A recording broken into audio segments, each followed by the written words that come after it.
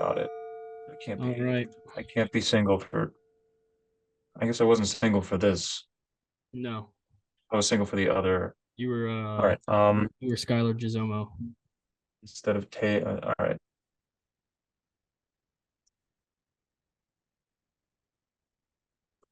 Well, while you're changing your name, John Street Films episode. Fuck. What is I'm this? no longer single. I'm taken, baby. Taken Liam Neeson.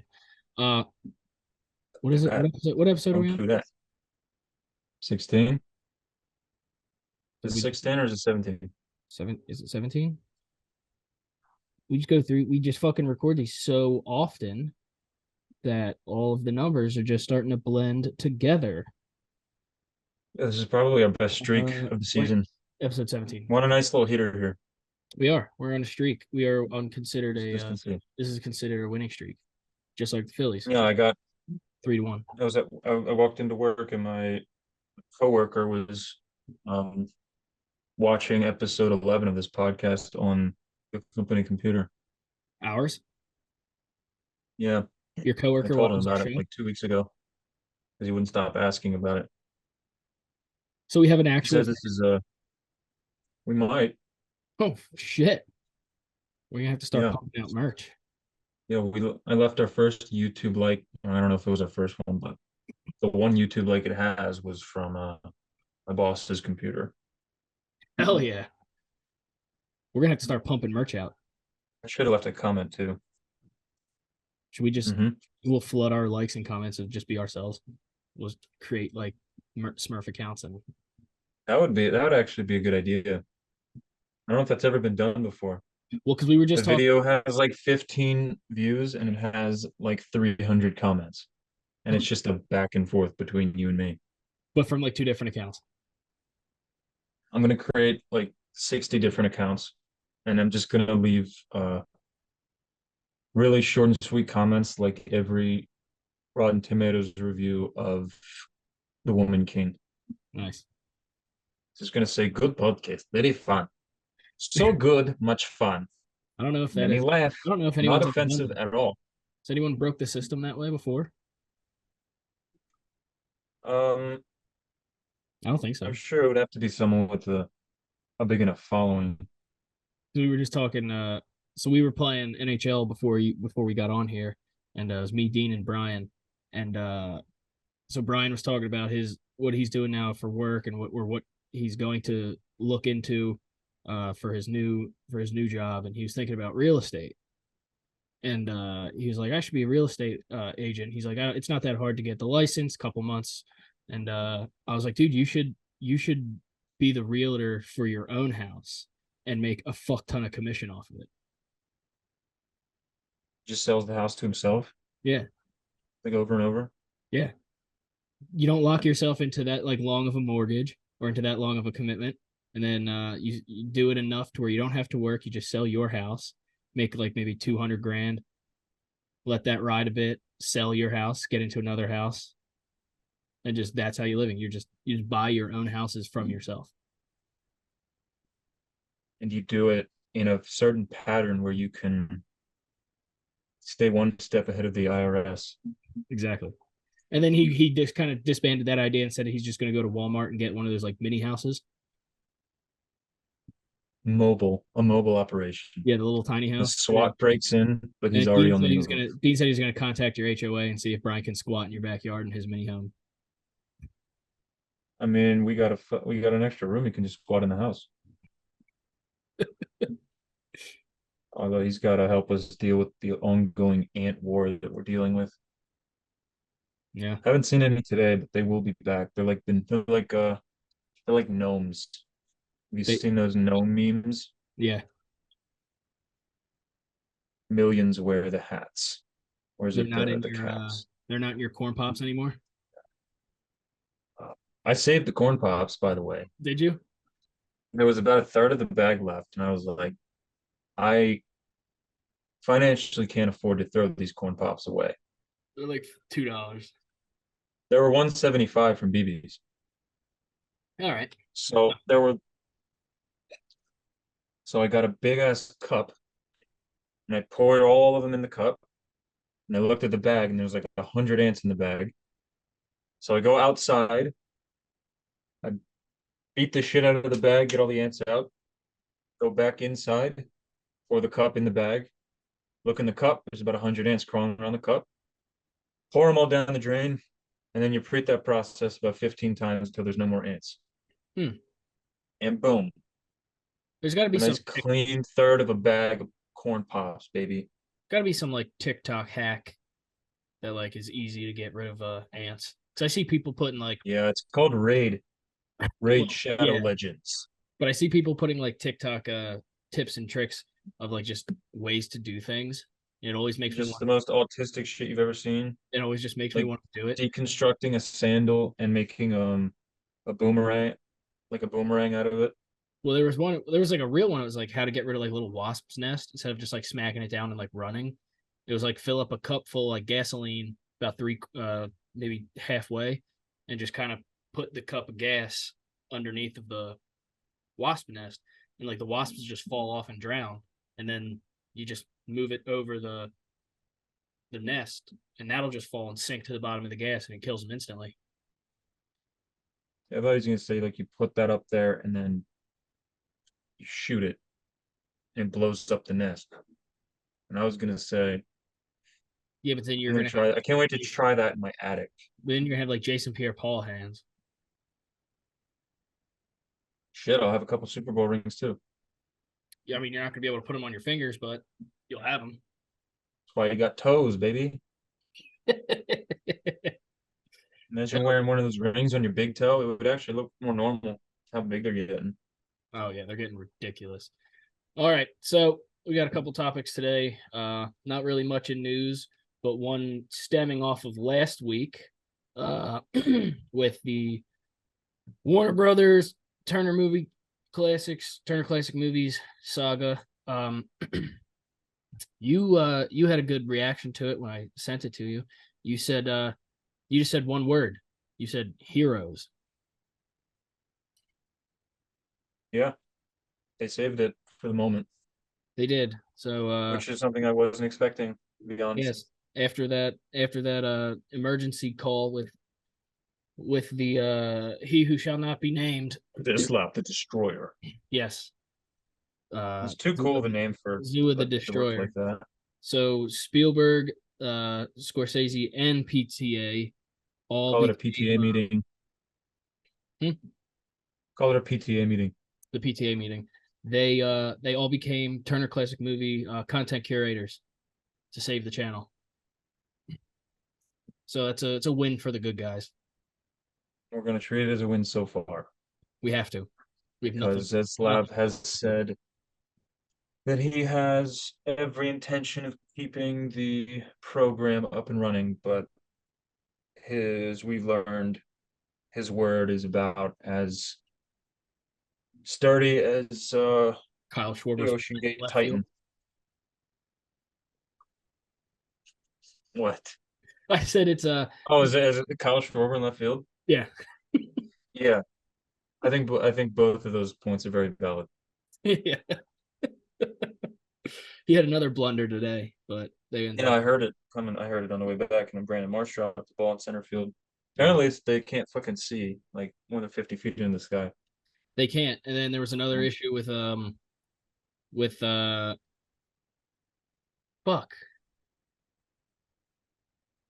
Ian Happ, Um Craig, Craig Kimbrell with the fucking pitch clock violation. is that today? Yeah.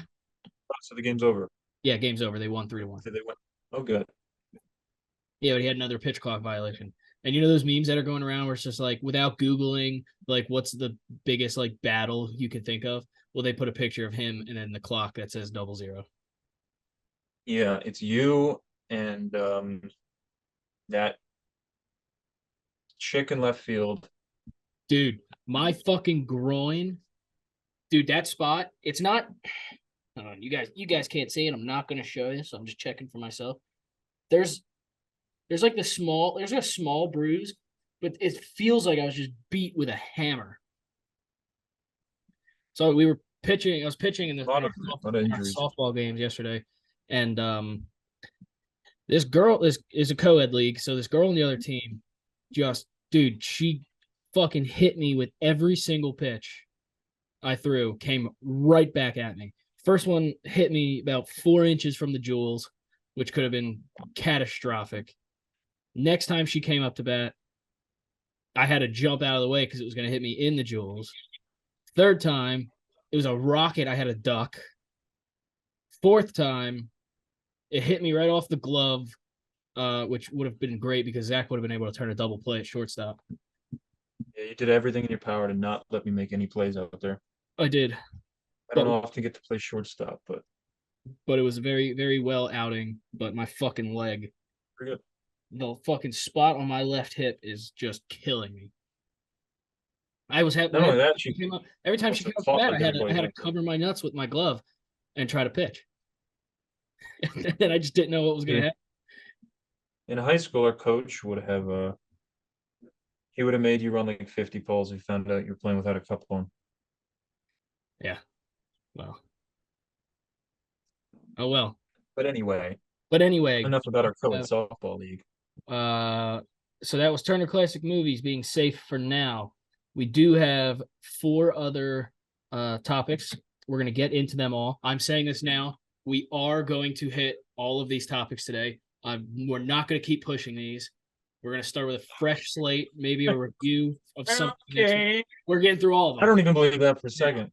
I promise you now.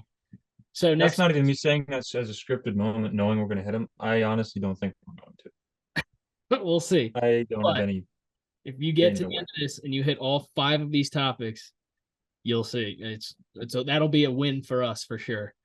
Mm-hmm. Um, I also have a so, secret little topic that I want to try. oh great. Now we're gonna Yeah, save it's it gonna for be last. like a well, no, it's designed to be a quick thing Okay. called yeah. So we'll get into that later. It's called um the 1 minute weekly um, movie news update or something. I haven't come up with a name yet, Okay. so we'll get into that We'll get into that. after we But after our we get done here. second topic, number two, falls into the category of twos.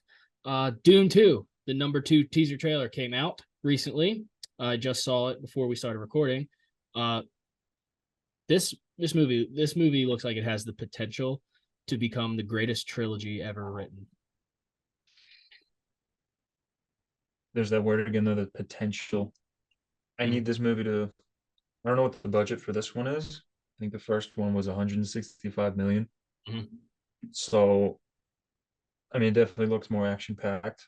It I is. need I need butts Oh, and seats.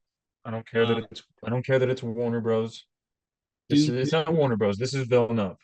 Dune 2 is a Warner hundred Bros. Just have $152 million budget. 122. Yeah. Mr. Villeneuve is a genius. He really is. He really. I don't know how This he trailer fucking. looks so fucking good. I guess sand doesn't cost that much.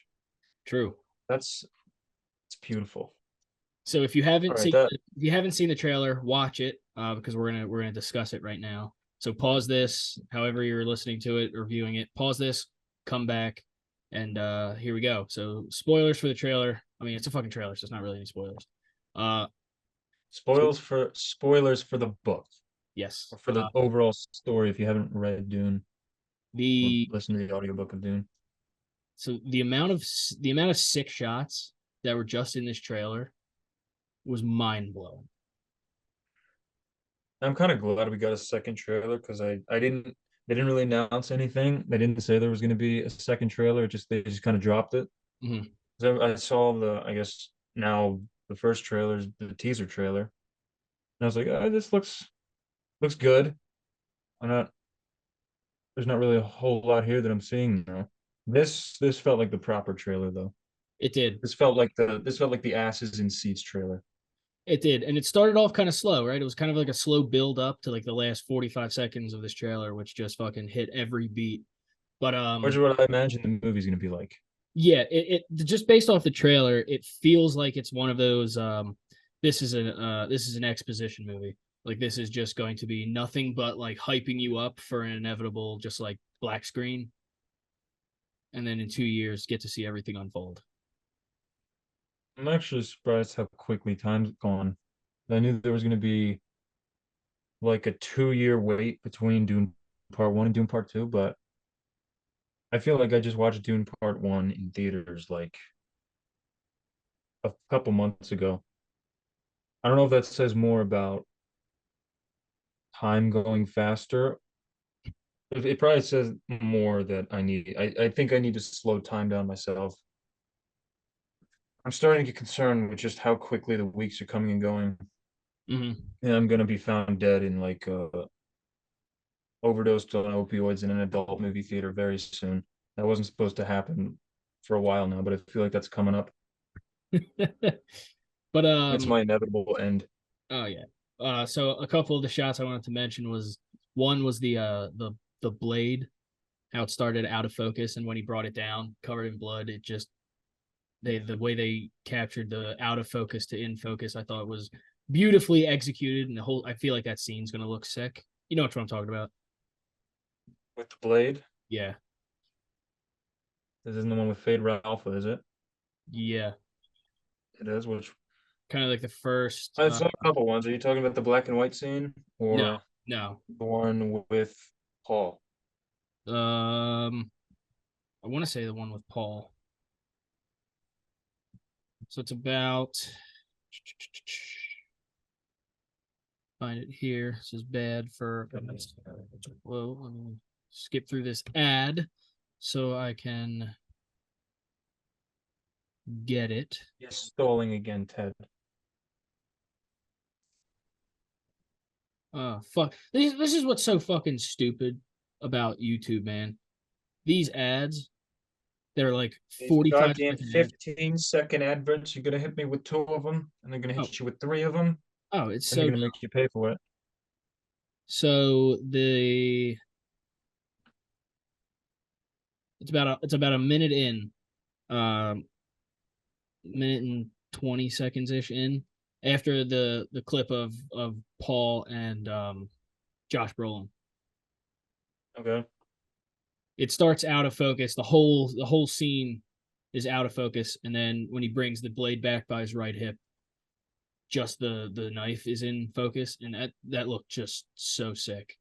I mean, probably not much of a depiction and a breakdown, but it's something that caught my eye that I thought was really cool looking.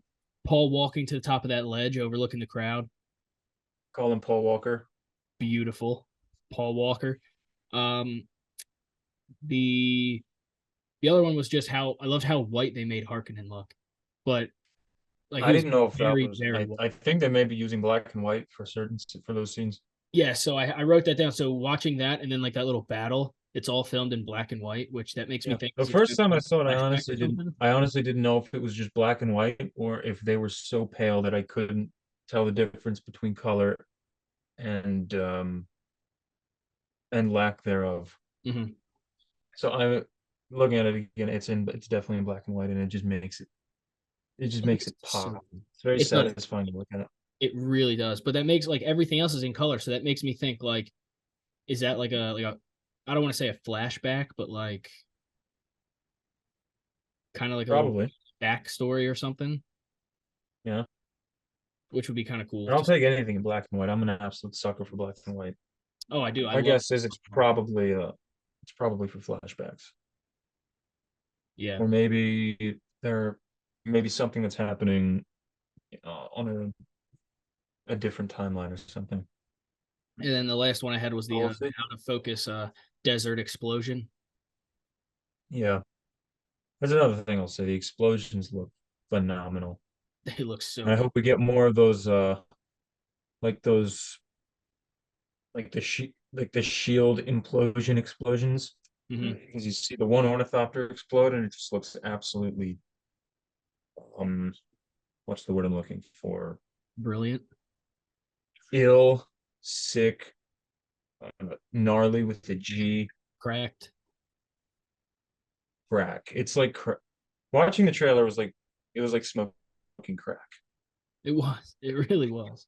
It wasn't really something I got out of the first teaser. The first teaser, I was like, okay, looks good, but I'm looking to sink my teeth in here a little bit deeper. And I got the whole motherfucking buffet with this one. I just woke up this morning and I was like, oh, don't Yeah. mind if I do, Denis. And it made it feel like I said, it made it feel like it was because there's a lot of action in it, right? So there is gonna be a big fight in it, but I feel like that's not gonna be the main fight. It's like that. It's I gonna want as be much time with the Fremen as possible. yeah.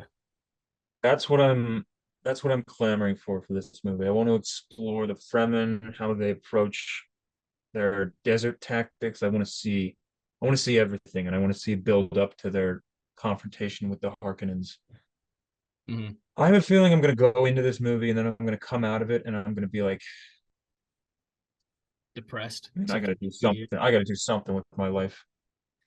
Well, it actually got me real fired up to see Josh Brolin's character like say so, to call Young Paul pup young pup again when he took or his desert mask off and it was him and I yelled. I yelled a little bit up here in the office. I was like, "Fuck yeah!" yeah. Because you don't really see what And happens to him at the end of part we were one. like, fuck yeah, fuck yeah, fuck yeah. And then Oh yeah, Alicia's downstairs like, is he jacking off up there again? yeah. She's laying in bed. She's like, God, every night he's just And up. he is. He's jacking off hard to the Dune 2 trailer because it is worthy of no less than my complete no, I'm not gonna say that. But you know what I mean. Yeah, every ounce It's of it's an eye it's gonna be an absolute eyegasm. And I can't fucking wait to hear Hans Zimmer's score. Because I already from what I've heard, I think I'm gonna like it more than the first one already. probably. I'm excited to see how it looks with only $122 million as the budget. Just based off the trailer, it looks like it's pushing too. I mean, there are certain directors that can make not much look like a lot more. Mm-hmm. I mean, Christopher Nolan's one of those guys. Um, Ridley Scott's done it. Yeah, you got and then there's the other side of that where it's like movies that don't look like they cost much actually cost a shitload, like Fincher, because he has so many. Not that that's a bad thing, but I mean, it's just the good directors, they know how to do more with less. Yeah. And I mean, I don't know, I don't want to go into like a whole Fincher thing here, but no, I'm not gonna. Yeah, uh, I didn't even bring that up because it doesn't fit into any kind of argument that I want to make. No, it doesn't. No, and I'm not even trying to bash Fincher in any way. So Fincher movies cost a lot of money Yeah. because there's a lot of time invested, I guess. Yep. And I don't know, with the Villeneuves and the Scotts of the world, they work very efficiently and economically. Mm-hmm. And I get that's why they can pump up movies at such a quick rate. But I expect this to look just as good, if not better, than the first one. Do we have a runtime? Because that also factors in a lot. Let's see. I'm not sure if that's been released yet. Dune 2. Runtime. No, nothing yet. The first one was what, like an hour 35-ish? Part one clocked Yeah, in at that's the question. 2:35. Who the fuck? People also ask, why is Dune 2 taking so long? Dude, it's been less than 2 years. Yeah. Slow your roll there, So digitalspy.com. It's not with taking long at all. They with part started one, production almost directly after. yeah. So with part one being like 2.5 hours, I Not feel directly. like it's a pretty safe bet to say that part two is roughly going to be the same. Yeah, I'm expecting around 2.5 hours. Mm.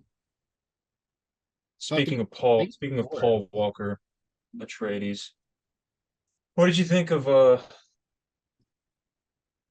Christopher Walken as the Emperor? I He know we looks only got bad. like one line from him, but I almost didn't know who he was at I first want to get when they I want said to that. get extended Christopher Walken Emperor time in this movie. Oh God, I yeah. also want more Baron. I also want more Stellan Skarsgård time in this movie, and I think we're gonna get that. I almost didn't know it was Christopher Walken at first when they said in the trailer that they were like Paul Atreides is alive, and it like cut to like a really serious, like almost like a scared looking face of Christopher Walken, and until he started to speak, I was like, oh, that's him. What if they had a scene in there where like he's talking to Paul about his dead father, and he's like, "So Paul, this here is your father's He's like, you know, stopwatch. This here's your father's pocket watch. yeah, Before he died, he had it shoved up his ass, yeah. and he had it up his ass for so long. Oh fuck, where's my? I don't have my Yeah. grandfather's pocket watch with me.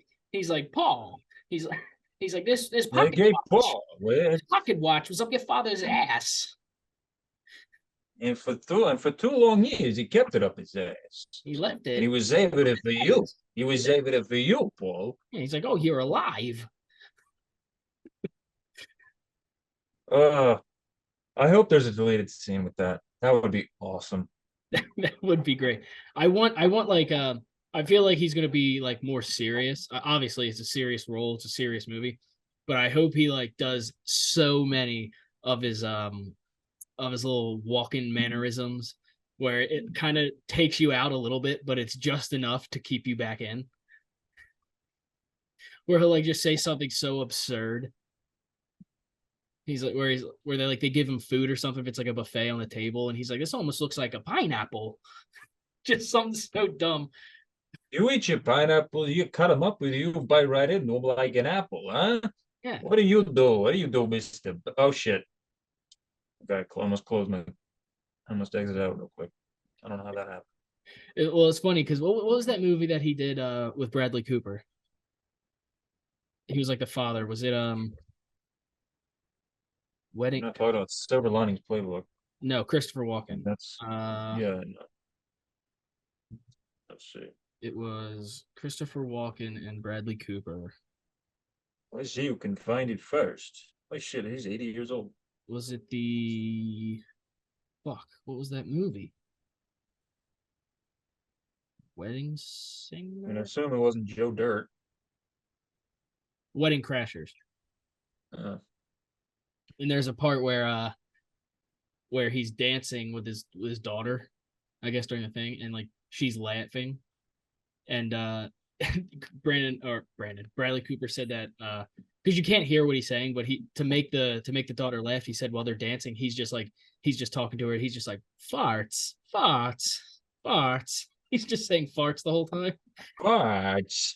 Farts. You want to hear something? You want to hear something funny? Farts. Yeah.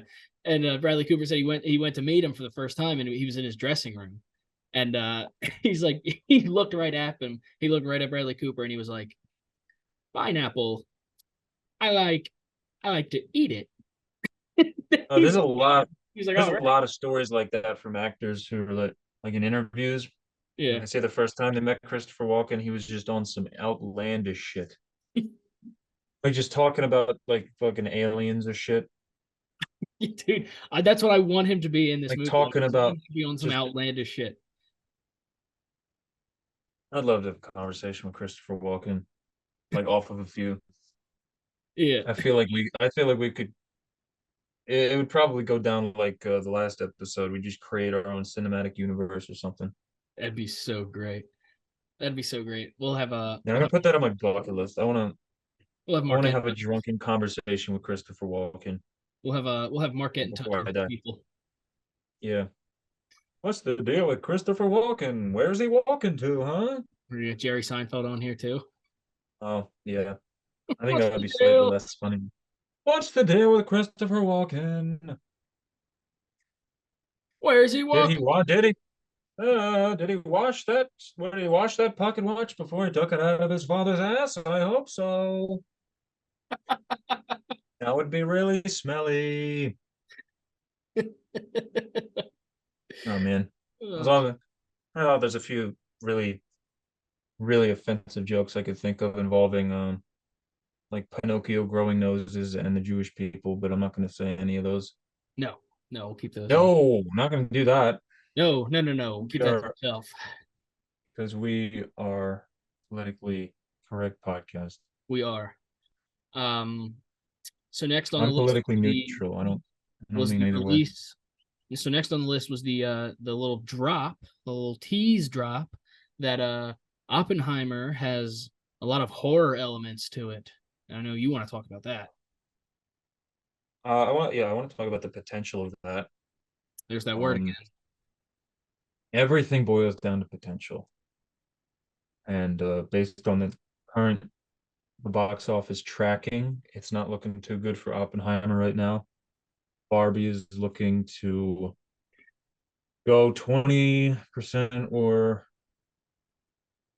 possibly 50% increase in the opening weekend numbers right now, Mm-hmm. which I'm not loving. But yeah, I read some articles that said like early screening reactions had people devastated, Yeah, it's devastated and people broken. came out of the movie theater like depressed. Yeah, and I have to like take that with a grain of salt because I mean you hear all the exaggerations, um like first time reactions coming out of movies and stuff, like for hype purposes. Mm-hmm. And I mean I would have to see it to believe it. It's not something I've ever seen from Christopher Nolan. Well, I got like going into I mean I guess it's not that surprising considering the circumstances around building an atom bomb and having the results of that live on your conscience. So I'm Mm-hmm. hoping a lot of that is like the psychological part of it. Mm-hmm. I mean, those horror elements are like we get a good look inside of uh, Mr. Oppenheimer's brain. So I'd love to see I'm John. hoping to get like some like I'm hoping to get some like blonde elements in this movie. I think that would be awesome. Like Oof. some really dark psychological shit. Mm. Maybe it won't make me hate But that brings you to the other side, which is that's the porn side. where no of the box office. Oh, oh yeah. Because I mean I don't know what kind of porn you're watching. If that's the porn you're watching, you must be bored as fuck. Much better. You should watch The Idol if you're looking for fucking I have, porn. I have. I have too. It's fucking boring. It is, and it got canceled after 5 episodes. I think it got Yeah, canceled. It said they were ending it's it after five it's. episodes. I was I watched it. I started watching that after Moist Critical, one of my favorite YouTubers. Everyone, y'all are probably familiar with him, but he has this thing he loves really like so bad that it's good shows or movies or forms of media out there. Mm-hmm. And I don't know, he got me kind of hooked. So I started watching it and It's he not. said that he said that it wasn't so bad it was good. It was just so bad that it was just bad. Just boring, like just boring soft core HBO porn. And I can confidently agree with that. It's some of the most boring television I've watched It is so since cringy. Like the one yeah, but the funny part weekend, the is the weekend's just like weekend. close. The weekend is fun to watch just because of how bad he is. He close your eyes and just. He's like, doesn't make you wet, dreaming about how you're just choking on my cock. If they got Christopher Walken to play that role, oh yeah, oh you got yourself a banger. Oh my god! He's like, just I open want you your to legs, close your eyes and open your picture legs, my and big wrinkly cock around your just mouth. Wait, picture. no, you're the woman. Why would your cock be in my mouth? That And he's doesn't like, make sense. just open your legs and just picture my cock. Just I could see him getting like Christopher Walken getting confused and mixing up, like saying that she has the male sexual organs, yeah, and he'd just be like, "I can imagine your big wrinkly cock in my mouth." So wait a minute, you have line? Oh, we're keeping that in. Okay, okay. yeah, yeah, Put your cock in my mouth. yeah, yeah, just something outlandish. Going Yeah, back but to if Christopher Walken was just in every movie ever made or every show ever made, it'd be an instant hit. Yeah. We should make that a top. We should make that like a weekly topic. Like we pick a movie and we replace one character with Christopher Walken and then we just read lines. We do line reading from it. All right. All right, I'm gonna Be put that in fun. the notes. That'd be fun. Yeah, I think that has potential. Um, so And anything bots else on keep the adding those anything snatches. else on the Oppenheimer horror elements? Um, Not really, other than I'm excited, but I think this might also be like the first Nolan movie that really divides audiences. I mean, Tenet kind of divided audiences, but not from anything controversial. It was just really hard to follow. Mm. But I'm really looking forward to seeing like dark psychological Christopher Nolan because I mean we got that with Insomnia and what was the movie with Guy Pearce? Memento. Yeah, Memento. We've seen it. It's just been a really long time since we've seen it. So, Memento, I think is one of my favorite Nolan films. oh, it's great. I mean, you want to talk about the idols like I mean, you even had a little darkness in fetishization of Prestige. yeah. Again, this is his first R-rated movie in like the legal drinking age. Mm-hmm. I'm That's excited. I don't think 21 I've years. been, That's I don't think I've 21 been years. I don't think I've been more excited for a movie to come out than I am with this one. Yeah. And in the I don't like obviously this isn't like Dune 2 or Dune Part 1 where this needs to do well to get a sequel. We're not going to get an Oppenheimer Part 2 with World War 3 or anything. Yeah. So, I mean, obviously I wanted to do well in the box office because this is Nolan's first film with Universal and I really wanted to stick it to Warner Bros. Yeah, But it's a big fuck you to Warner Brothers. yeah, and I don't know. You got Barbie releasing on the same day, so it's going to be tough. And I if saw a this is as tweet. dark as everyone's saying, if this is as dark and devastating as everyone's saying it is, then I don't know. Hopefully, I can get like an unofficial like Requiem for a Dream, Blonde, Oppenheimer trilogy, Mhm. and I can put that in my own little box set. And then I saw a tweet that was like uh for it was like people who saying they're gonna see Barbie before Dune is mentally insane because they were like, this is the order on a double feature day of how you should be watching these movies. Wake up, drink black coffee, smoke a cigarette, and then instantly go see Oppenheimer. yeah, Leave Oppenheimer, go get lunch, grab a drink, go see Barbie, then go dinner, more drinks, and then go to the club. hmm I'm gonna go. Yeah, I'm gonna go see Oppenheimer with Alicia's uncle's German fedora Yeah. with a feather in it. Yep. I'm gonna go with that, and I'm gonna bring 2 packs of Marlboros, and I'm gonna get kicked out 10 minutes into the previews for smoking inside the theater, and I'm not gonna see it. You should So put the smokes in like the brim of your hat with like a feather that with a little thing that says press. yeah, I'm gonna wear a tuck. Yeah, I'm gonna wear like Like a I'm gonna wear a wool full suit. cotton suit, Yeah, yeah, yeah. even though it's like 80 degrees. Yeah. I'm gonna show up like all the old like 70s movies like Chinatown or 60s and 70s movies like Chinatown where they're in LA and you can just see the beads of sweat forming on their foreheads because it's 95 degrees on set. I'm gonna show up and I've seen Cillian Murphy smoke a million cigarettes from Peaky Blinders. So I'm gonna show up and go, Mm-hmm. And all right, Chris, just get kicked out of the movie theater take me instantly. on a journey.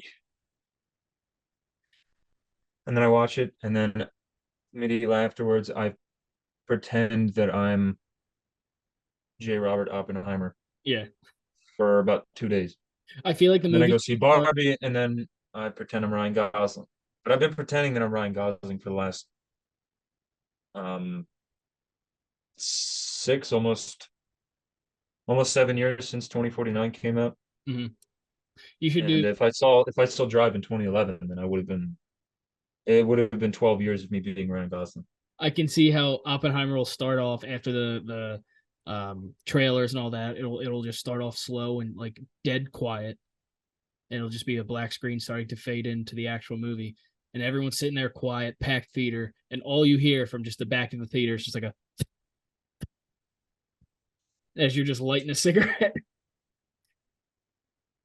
Johnny Dogs, bring me my camera Yeah.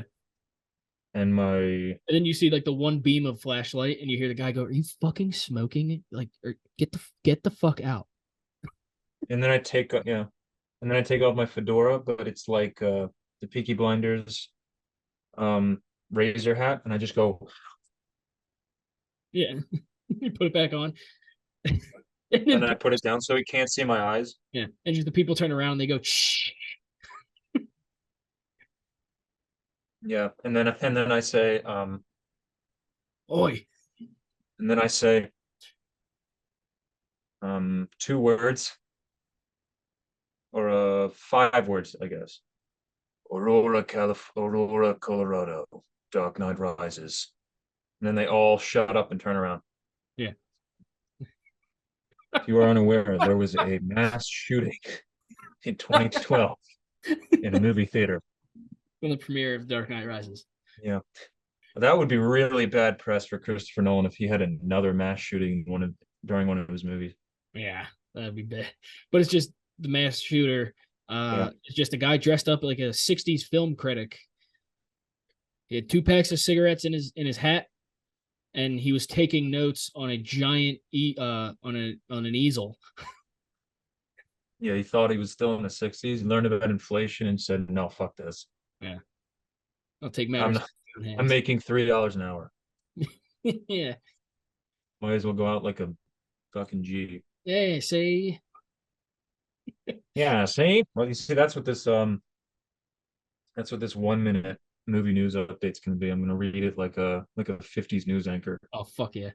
Oh, one of I'm the just gonna things look about up the random things. Oppenheimer trailer I do want to mention. I love to see Josh Peck in this movie, but every single trailer he's been in, he just has one line, and it kind of makes me think that's his only line in the movie. Well, I mean, if you look at the cast list, I think there's gonna be a few of those Yeah, because they got ev there's this is there's like that. our Pirates movie. They got everybody Yeah, in this movie. So, I mean, if I was Josh Peck, I'd be like, "You're giving me a line? Seriously? Fuck yeah, I'm game." he goes, And then he "Detonator's del and ready." then he delivers the line like 70 times, going for like a Best Supporting Actor Oscar. He's They're like, like, Josh, "No, your take, great." like Josh, your take is going to be, we're gonna get this one quick. We're gonna knock it out. You have one line. It's a medium close up. All you have to do is turn around, look past the camera, and just say detonator is ready. And he does it 100 times because he turns around, he's just, you see the beads of sweat on his forehead. He's like, fuck, line. Like, Josh, you have 2 words. Yeah, it's gonna be like that scene from The Disaster Artist where he's trying to say, um, where he comes through the door like, "I did not hit her. Uh, I did not hit. I hit her. I did." Wait, and then such that 60 takes. I did hit her. I did hit her, which is ironic coming from James Franco. Yeah. I think that's going to be great. I'm excited. But you know what would be even? I think the line that he should deliver, his first scene, he turns to the camera, and says, "Drake, where's the Megan! atom bomb? Megan, where's the bomb? That's what he should do. Detonator's ready. Hit it. And he clicks it. It doesn't work. Drake." And he clicks it like 4 times. And camera, he just looks up and he goes, Megan. Megan stole the atom bomb. Like Drake forgot to like put the batteries in the detonator. Yeah, that's when Killian Drake, where's the batteries? Murphy's yelling at him like, "Did you press the button?" And he's like, "Oh yes, I did." He's like, "Yes, I pressed the button. Are you calling me a liar?"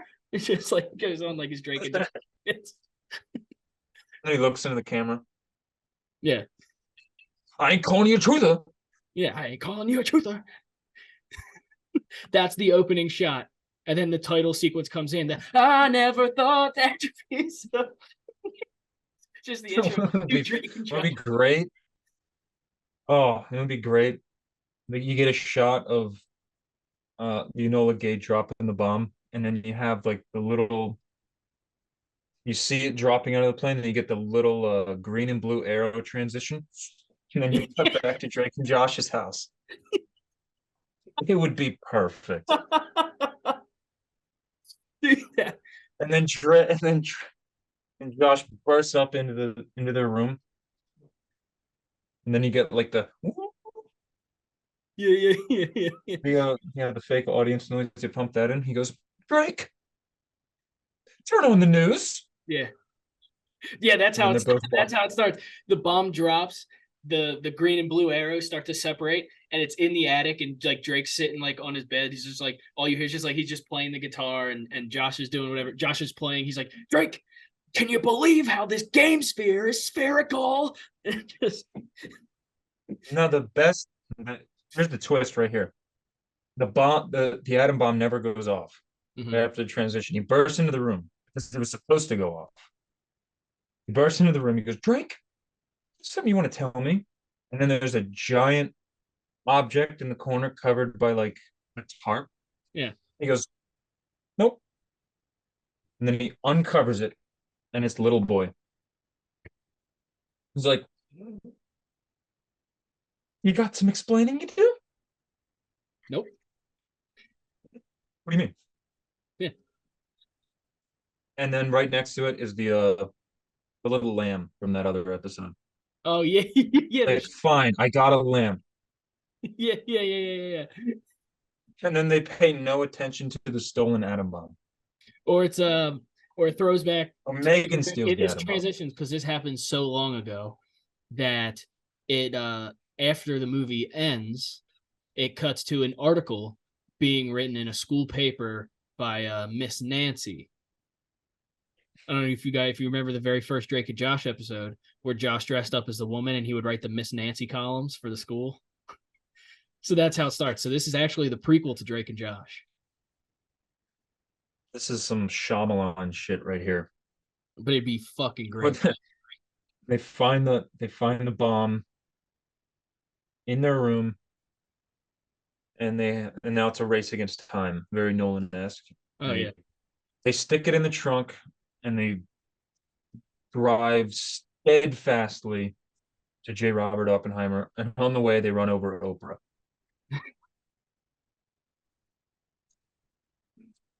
This is opening up so many avenues just having Josh Peck in this movie. Yeah. There's going to be so many Drake and Josh memes. But the people who are trying to watch the news coverage can't watch the news coverage because the TV keeps going in and out, and that's just because Crazy Steve's arms getting tired from cranking the little TV. Yeah, and they're trying to watch the news, but he keeps changing it to Dora. Oh, it's this. This is the crossover that we've all been waiting for. There was also It's another one. It was they couldn't get the bomb to detonate, and then this is the surprise casting we know is going to happen. It's Drake Bell, and Drake Bell is he found the way to fix it, and he goes, Josh, I found a way, and he looks in the camera, and goes, I found a way. Or he could say, just pretend that little boy is actually called little girl.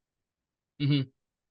Or they finally get the bomb to drop, and they do the hug me, brother, and just just standing ovation, best part of the movie. Or like you could do the crankable TV Steve thing, where like the backup plan for the atom bomb is you have to charge it. So they Yeah. send in Steve in the middle of Hiroshima. Cock-a-doodle doo, the cow says moo.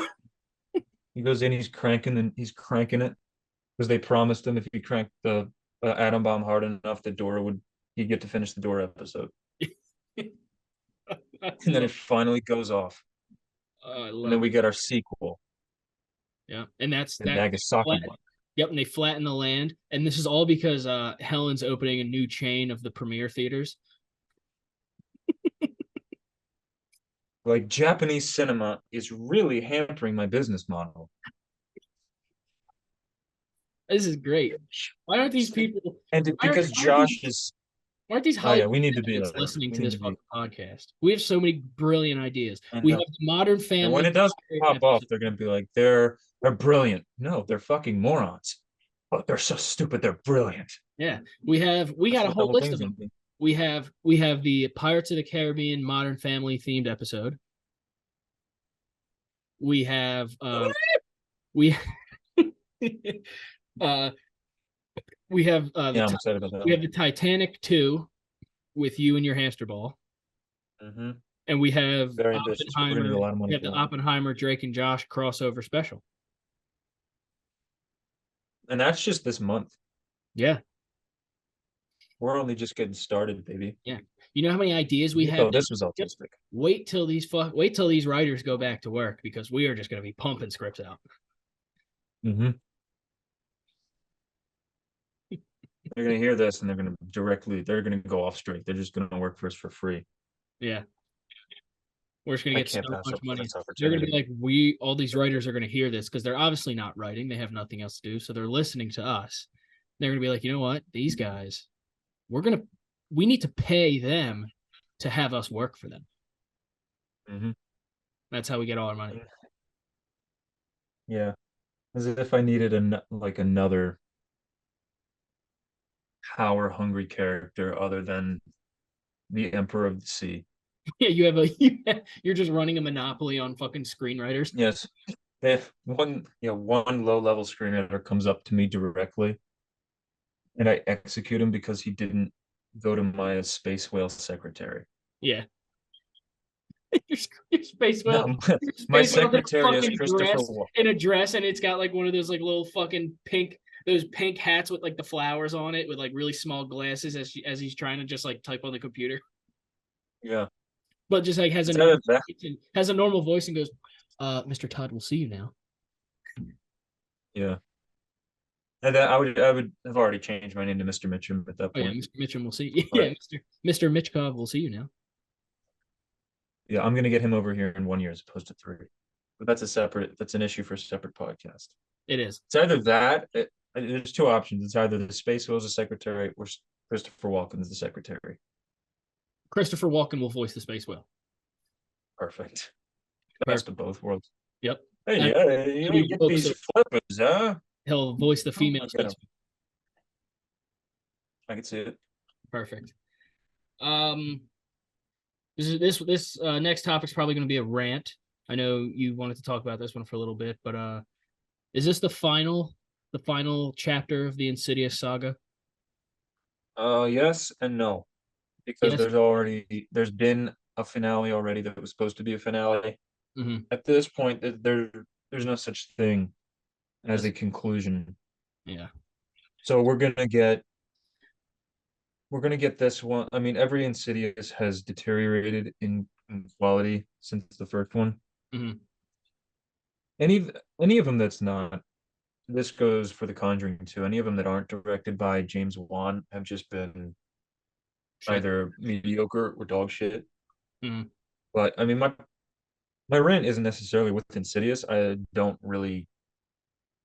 haven't really gravitated towards that series. It's mainly PG-13 horror in general. Yeah. So Insidious, the Red Door, came out is going to be rated PG-13 compared to all of the other ones. As all of the Insidious have been PG-13, mind you. Have they? And yeah, but I think there are ways to do effective PG-13 horror. Insidious 1, I think I don't want to call it one of the benchmarks of PG-13 horror, but it is definitely a standout. Obviously, because it came off of the heels of The Conjuring, it's the same director and all that. But generally, PG-13 horror is in the majority dog shit, in my humble opinion. Mm-hmm. It has been done well before. I think Lights Out, which was 2016 horror, it was PG-13, but Yeah. I think its premise and it actually made a an absolute killing at the box office. I think it had like a $5 million budget and made like $150 million, which is why they do it. I mean, horror is re generally really cheap to produce anyway.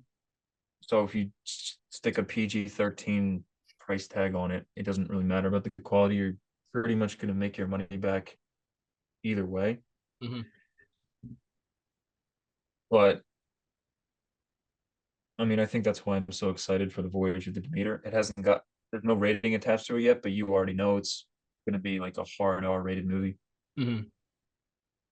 But I mean, we've gotten too many like um Slender Man, those The types of Invincible horror Man. movies that are cheap to produce, no effort put into them, and people know they're dog shit, but enough people are going to go see it where it makes a profit and they can just keep recycling the same dog shit premises with the same PG-13, and not even a horror, just jump scare riddled bullshit that we've been getting for the past decade plus. Well, they're But doing the reason they're doing that is aren't they doing like their own like the cinematic universe of like monsters of shit like that? Like they have the Candyman, they have the Invisible Man, they have Slender Man, and like they're apparently all tied into something. There's like an actual universe where all of these, you mean the new Candyman? yeah, I mean, the new Candyman was rated R. was it? Yeah, it was. But like the It was all right. Candyman and like the Invisible Man, they have that's like a part of like a universe, I think. You talking about the new Invisible Man, the Mhm. newest one? That was also rated R. Yeah, ironically, the Lee Winnell directed the Invisible Man, who was James Wan's. Him and James Wan were like they were the minds behind Saw. Mhm. And they go way back. So, uh, if it's, I'll say this: if it in the horror scene, I will not trust a PG-13 rating unless it's James Wan, and even then, I would prefer that he just goes R-rated, which he typically does anyway, with the exception of Insidious. Mhm. And Lee Winnell has just recently dipped his toes into horror with The Invisible Man.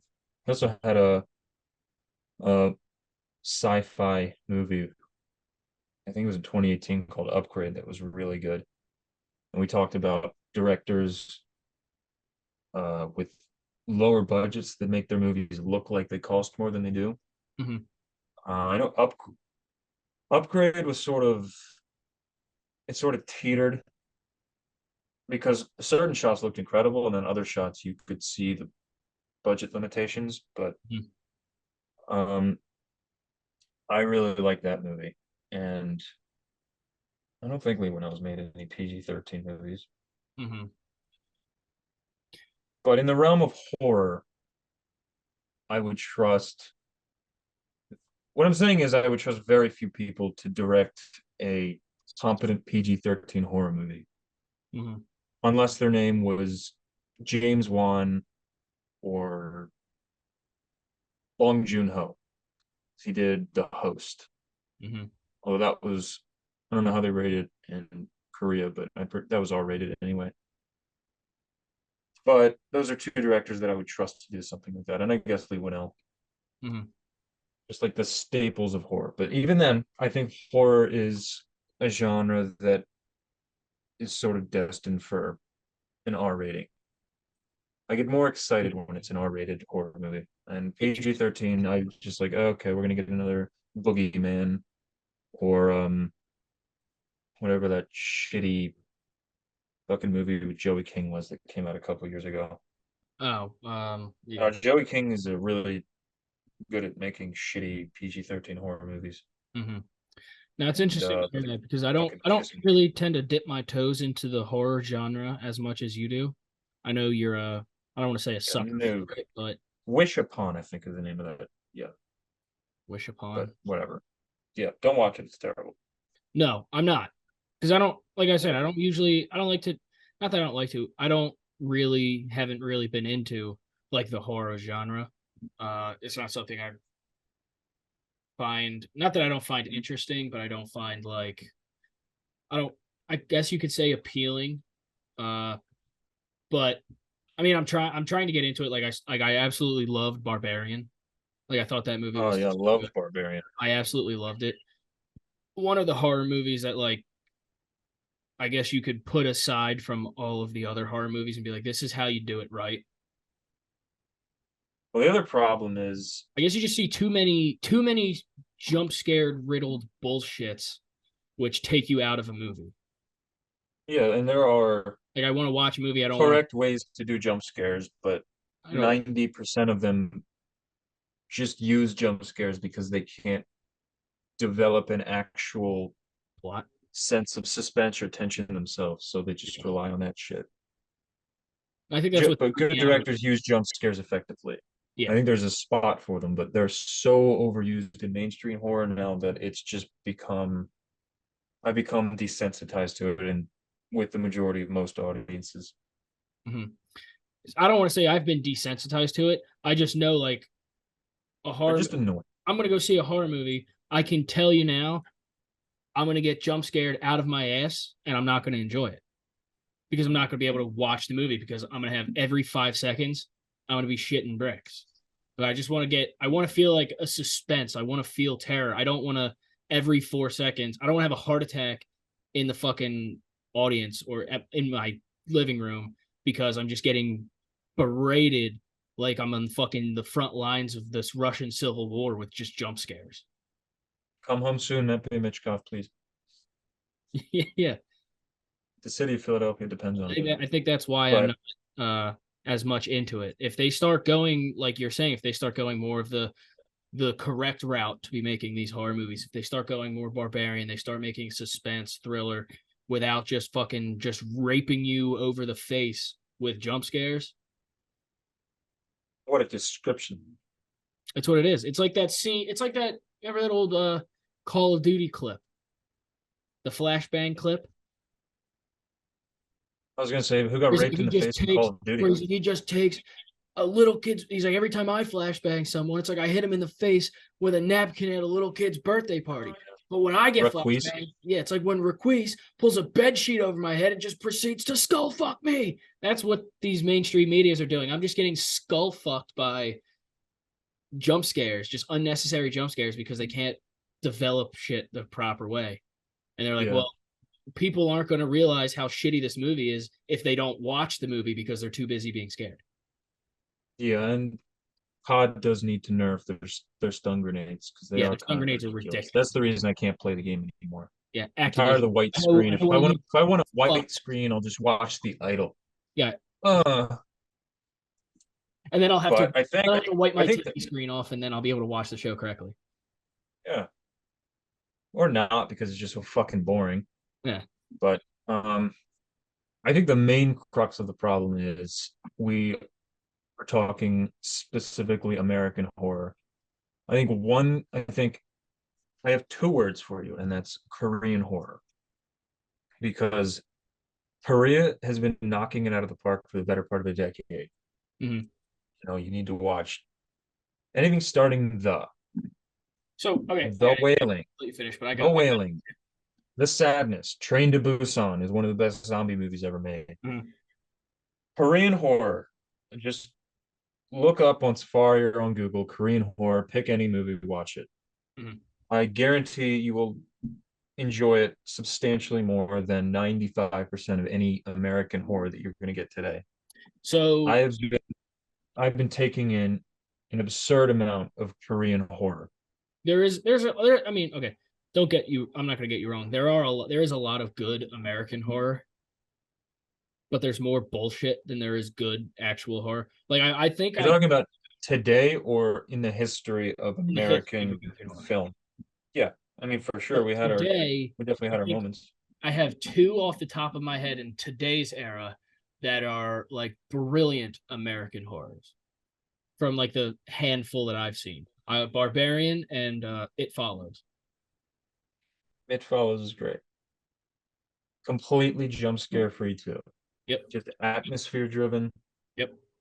I think that's got to be like 8 years old by this point. I think it 7 or 8 is. years old now. Yep. Oh, the time flies. But 2013. yeah, I mean, just off the top of my head, and they've pretty much all within like the last 10 years, just from Korea. This one's a little bit older, but I don't know if you've ever seen I Saw the Devil. I have that on Blu-ray. Super fucked up, Is it? but super effective. Anything that starts with um, Is that this is the 2010 one? the Mimic, the Wailing, the Medium, um, the Sadness came out 2 years ago, which is another zombie movie. Mm-hmm. Really, really realistic take on the zombie genre. Mm-hmm. Awesome stuff. Get This, over that little, just talking to anyone out there who doesn't want to watch something because of subtitles. Get over that little 1 inch barrier, as Bong Joon-ho said it. Get over that little 2 inch barrier, and you can open up your horizons to a whole new world of brilliant cinema. Because Korean cinema is popping off right now, oh and it God. is it is putting U.S. cinema to shame. Oh, oh, Not just in horror either. no. Um, there was one I was I'm trying a to think of. huge South Korea fan. I want to make that very clear. South Korea, Yep. I mean, you could just start with Parasite. brilliant. Thinking of Bong Joon-ho. Anything Bong Joon-ho comes out with. Anyway, do we have Bong Joon-ho directing our Pirates movie? No, our I directors mean, we could obviously once yeah, we could. but our directors are If we got multiple, because this is going to be an 18-hour movie. our director is Denis. Yeah, that's what I thought. I just think if you want to, like, if I had one pick right now, like, gun to my head, I need a director to make a masterpiece in any genre, no matter how outlandish the premise. I'm picking Bong Joon-ho. Yeah, do we make the switch now? Is Denis Villeneuve canned? Yeah, I think so. Um, yeah, I think so. Okay. I think we could bring him on as bring him on as a producer or screenwriter. I know he's done some God, we have screenwriting. so many fucking producers. Well, we're gonna need all of them. Yeah. Okay. He's been Ooh, what is well, you know what? Monster? We're gonna make we'll give him a we'll give him the executive title. Yep.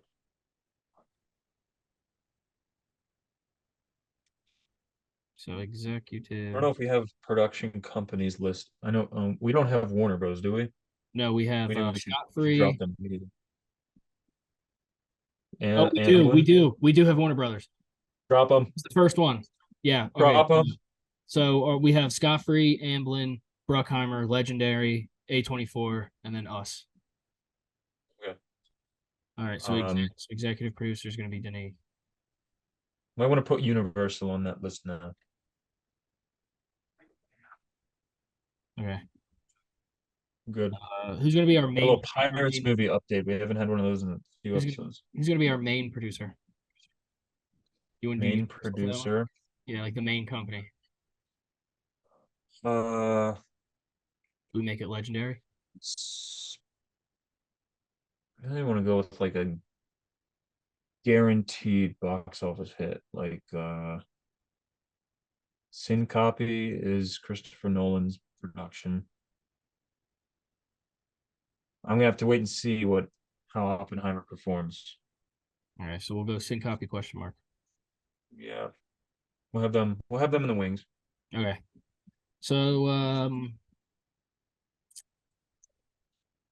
nothing really else has been changed or added to this pirate thing. We can always Yeah, we'll have to have a we want to switch up our DP. pirate. We'll do a pirate episode. Yeah, we need to have a pirate focused episode. Okay, make some updates. we can do that next week Okay. before Oppenheimer comes out. Jesus Christ, it's almost July, isn't it? Yeah, it is. I gotta start slowing down time. I'm gonna be dead Jesus. soon. Um, I moved into this place like a fucking almost a year ago. I gotta figure out a way to slow down time. yeah, we've been here. This is I gonna got a be our new job third year. This is gonna be a third year here. Fucking crazy. at Jawn Straight Films. No, in my house. Oh, yeah, that was what 2021, Yeah, 20 early 2021. late 2020, November of 2020. Damn. Yeah, yeah, it's been flying. I need to figure out a way to. I think I need to rewatch Phineas and Ferb. I need to make every single day its own life. Summer vacation. Yeah, Yeah, I might start writing a script for that. we can't. A Monday. What? The writers are still on strike. We can't. I mean, I could do it for free because I just my love of the craft. True. A man living a mundane life, We do. and he needs to make a Um, change. So like a Secret Life of Walter Mitty type of thing. so let's get to our last topic. I know you've been dying to talk this. We have three topics left. We'll do this topic, which is the last of our main list. We've been pushing off for weeks. The one Hmm. minute the 1 minute film thing, and then we have a little pitch, which is a project I'll be doing for school. And I talked about it. I teased it 2 weeks ago, but it's going to happen. It is going to be in fruition. So, but first, we have the last voyage of the Demeter. Finally. Finally, Zach's been itching to talk this. Yeah, I'm glad we're piggybacking off of the PG-13 horror gripes that I have Yep. and go directly into a hard R rated. He's not confirmed yet, but So why don't you explain? Why, basically why don't all you but explain what this confirmed a movie is? hard R rated Dracula movie set in the middle of the seven seas. Oh, I couldn't be more excited for this movie. I haven't been this excited for a movie since probably Alien Covenant back in 2017. Mhm. Another hard R-rated, not horror film, but call it a sci-fi thriller, I guess. I liked it a lot more than a lot of people did. And Mhm. that's not just me being a massive Alien homer. I have rewatched that movie at least a dozen times at this point. But I feel like this, and I use the Alien point because I feel like this is going to have a lot of alien-esque qualities to it. Mhm. You have this unknown entity in a location that you cannot escape from, Mhm. assuming it's going to be picking off the crew members one by one. Well, let's say it has a great. This movie has a great cast. Yes, it does. Corey Hawkins, Liam Cunningham, David Dastmalchian, Viggo Mortensen. This is a great lineup. It also says Noomi Rapace is in this, but Yes, it does. I'm not seeing any name in here. No So name, no we'll name see. anywhere. I'm not sure because sometimes they put people in the cast that were like rumored to be in it, but Mhm. aren't in it. I'm hoping she is because I love Noomi Rapace. Um, all you Game of Thrones fans are going to be thrilled with Mr. Cunningham. Yep. Perfect choice to play the captain as well. Yep. If you listen to the Voyage of the Demeter, the short story, but really happy to see David Dastmalchian in here, getting work after we brought acclaim to his name from our Pirates movie. Mhm. So I'm really glad he's getting some notoriety here. Now, Viggo Mortensen is the one that I am confused with. Because if he was in this movie. Wouldn't you have seen him in the trailer? Yes. You would think. So I didn't see Noomi Rapace in the trailer. I didn't see Jude Law in the trailer. That's what so I was just about to bring that up. I was just looking for that. It says so IMDb does not have Viggo Mortensen or Jude Law. But if I'm you assuming they are not in the movie. but if you just Google the Voyage of the Last Demeter, Viggo Mortensen and Yeah. Jude Law are they both have their names attached to it. But I don't Yeah, see if that's it's the thing any about Google doesn't update their shit ever. producer or anything in there. So I'm not sure about those two. But still, Corey Hawkins, Doug Cunningham, like, and David Dastmalchian. We still have three big names in this movie. Yeah, and there could be no big names in this movie, and I'd be perfectly fine with it. Mm-hmm. Um, but I probably watched the trailer about 15 times, and I said one distinct vibe that I got was Alien, and the other one, just based off of what I saw from the creature design, Mm-hmm. was the Descent, because that is, those creatures from the Descent. Yeah. They look very, very, very reminiscent to this interpretation of Dracula. Okay. They even had that shot, it's now an iconic shot from the Descent that they pick up the night vision camera, they go back and forth between the confused spelunkers or Mm-hmm. cave divers, but I like calling them spelunkers because that's so much more fun to say. Mm-hmm. So they cut to the left, they cut to the right to the character, to the left to another character, back to the right, and there's this ghastly, ghoulish creature standing right behind her, and it's become one of the staple iconic horror shots over the That's with, last few that's with decades. him on the rock, isn't it? Where he's like perched on that rock, or am I thinking of a different scene? No, I don't think so. There's I see it. Yeah, yeah, yeah. it's hang you're He's hanging on he's right behind her. yeah, you're hanging on a character. It's during a thunderstorm, Mm-hmm. and you linger on that shot for a few seconds, which I love. Yeah, that's the shit where Building up the suspense, and then you get a lightning strike, and you see it standing a few feet behind, head cocked, illuminated by the lightning. looking right Beautiful. at her butt. It's very The Descent-esque, and I loved it. Everything I saw from the trailer just got all one thing this is more of a critique on trailers these days in general, is I think they give away too much of the movie. Mm-hmm. You see you already know a few of the characters that are going to die in the manner in which they're going to die. Mm-hmm. Um, like I get it, you want to show some of the gnarly stuff you got in here, but I watched it feeling like I'm going to be getting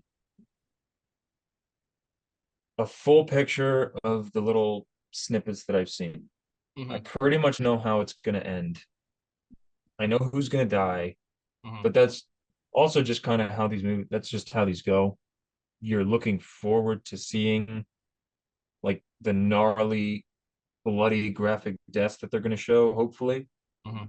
But my hope is that they do a good enough job with characterization that I'm rooting for them not to die, knowing that they're going to die, just like Alien. Mm-hmm. So I'm hoping the deaths are grisly and brutal, but I'm also hoping that I'm going to be rooting for the characters the whole time. Mm-hmm. No, I was mentioning to you that so you brought up the Descent. I thought of it. I looked at it more as it kind of looked like the angel from Midnight Mass. Yeah, that too. And I think that Mike Flanagan also, I think he mentioned that he may not have mentioned it actually. That might have been a separate thing. But I think one of the main, one of his muses for that design was those creatures from the Descent, Mm-hmm. which I love because I love that design. I love The the ghoulish creep. yeah, like the giant bat ears, that like the bat like face. Mhm. I just think it's a really cool design. You can't really go wrong with it. And I think it works really, really well for Well, the shot in the a trailer, Dracula see character. And from behind him, the silhouette of him standing, look on the beam, looking over the crew. yeah, Very, I like that they didn't get. I mean, they gave us a few shots of the Dracula creature. Nothing too illuminated, but I guess I would have liked to see a little bit less, just so that reveal when I'm in the theater is that much more satisfying. But well, I it wouldn't, hasn't waned. I wouldn't Google the Voyage of the Last Demeter because there's a lot of people have been like high resing the images so you can see it clearly. Oh yeah, I don't. No, I'll watch a trailer and then I'm not gonna do any deep diving on anything that could potentially be spoiler-esque. Mhm. But I think I'm gonna be satisfied with most of the aspects of this movie. One of the things that I really liked that I saw in the trailer was the aspect of superstition among sailors back in the day. You Mhm. saw them, the knock on the wood, which was really coolly spliced with the soundtrack in the trailer. Mhm. Another thing I also loved was they used Bullet with Butterfly Wings from the Smashing Pumpkins, which is just perfect Yeah. for this trailer. But we got about less than 2 months now until this movie comes out, which is crazy. So I feel like I think I watched the trailer about a month ago, and it said August, and I was like, all right, I got time. We're coming up on like a month and a half now, Not even and I'm July. gonna watch this in theater. Like, yeah, and I'm just hoping that this one lives up to my most anticipated movies of the year because Mhm. I was really excited about Cocaine Bear. Cocaine Bear kind of was a lot tamer than I wanted it to be. Um, I don't know what my most anticipated movie of 2021. Wait, was Cocaine Bear this year? 22. No, it was this year. Yeah, it was this year. All right. Yep. Cocaine Bear has been overtaken as my most anticipated movie. This Yeah. is what I'm talking about. Time is going by way too quickly. I gotta slow it the fuck down. My most anticipated for 23 probably was, I mean it's going to be Oppenheimer, but until Yeah, then, until Oppenheimer, it was the Spider-Man Across the Spider-Verse. I just fucking love that movie. I was so excited for when that is got that the new announced. one that just came out? Yeah, it's fucking Yeah, I heard phenomenal. that. I heard it was incredible. That one, I wrote in my review on Letterboxd that that overtook Guillermo del Toro's Pinocchio. Is probably the best animated movie I've Ever seen? ever seen. That's And that's the stuff I've been hearing. the crazy part about what they're doing with this movie is they're releasing multiple versions in theaters. So you're not going Mm. to know which one you're seeing unless you go multiple times. Is there a certain I is have like no idea. certain endings are different? I don't think so because this is going to be a trilogy. And this also, back to that word potential, has potential to be like the greatest animated trilogy ever. It's so fucking good. The soundtrack And is so you're fucking going good. up against Toy Story here. It's very good. It's very, very, very good. Very, very good. I highly Yeah, recommend I've it. heard. I have it. I rated it 5 stars. It's I very fun. haven't been swayed to go watch Marvel movies, but This one is from what fucking I've heard awesome. about this movie, it sounds really, really spicy. But the way they ended this one, I don't think to set up the next one. I don't think you can have multiple endings. There may be multiple different scenes cut in or cut out, or different scenes played out, but still kind of all flowed together. So I'm kind of curious. I'll have to go see, try to find a different version. See, like, because I saw the one version, and I'm not going to spoil it, but I don't know what other versions there are. I just heard that even the director came out and was like, "Yeah, we put multiple versions out. We wanted to see how long it would take people to realize." I don't imagine that those changes were very vast, though. No. My most anticipated for 2022 was probably the Batman Yeah. What or came? Everything I Everywhere don't All at remember Once, what but was that came out 2022. early. What else came out in 2022? And then Yeah, 21 Batman was up was there. Dune. Either Dune or Spider-Man No Way Home. Probably my two most anticipated for that year. I know my most anticipated 2021 was The Last Duel, Hmm. and I think my number two was Dune. 2022, I'm trying to think. That was kind of a Everything Everywhere, honestly kind of a Batman, dog shit year Glass for movies. Onion, Nope, Way of Water, Doctor Strange, Top Gun, Maverick, The Whale, Oh no, it was right, it was Everything Everywhere All at Once. The Northman, Babylon, Tar, All Quiet on the Western Front. Mm-hmm. Yeah, I think it was Blonde, fucking Uncharted. I can tell you, I was not excited for Uncharted. no. But one movie I do want to watch, just because of the so bad that it's good factor, is Moonfall. I do. I have it on my watch list. It's on H. I I think it's on HBO, but it I is. want to. I I hear think we should get so. together with Dean and maybe Nick and some people and just throw it on the TV and Mhm. just get wasted to it. I think that would be a good time. I think it would just to see how bad it is. Oh my God. From what I've heard, it's one of the best like batshit bad good movies ever.